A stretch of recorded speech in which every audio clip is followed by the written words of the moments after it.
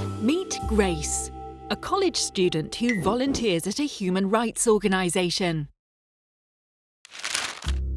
She lives with her parents, grandmother and 2 younger brothers.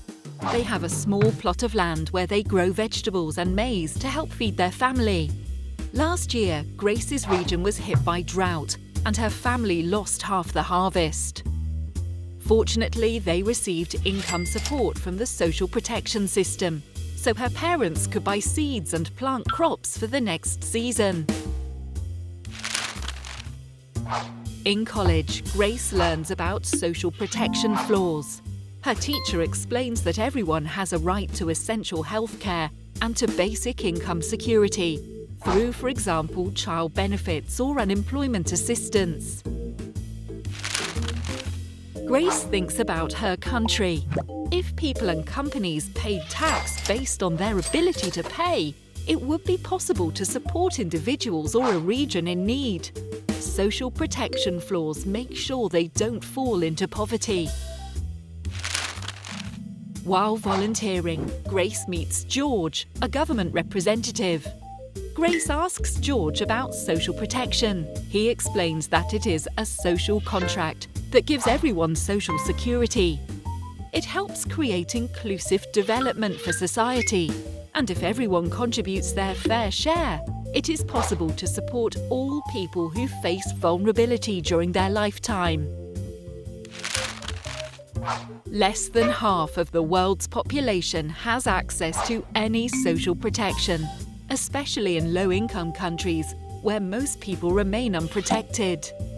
In many of these countries, governments don't raise enough taxes. George invites Grace to a local community youth meeting to discuss social protection. She joins in a discussion about human rights and social solidarity, and questions why it ends with national frontiers. She imagines a world where every country contributes its fair share. Here it would be possible to build social protection floors for all, worldwide. The global community of states could support the efforts of low-income country governments to expand their social protection systems with a new global fund for social protection. To build social protection floors for all, worldwide, would help to end poverty and reduce inequalities, and create societies that are more resilient to shocks, such as a drought, a hurricane, or a global pandemic. George and Grace realise that a global fund for social protection is a win for everyone, everywhere. It would catalyse financing for social protection in the world's poorest countries, making them more resilient. Now is the time for countries to work together and coordinate global action for a social protection fund. If you want to find out more, visit this website.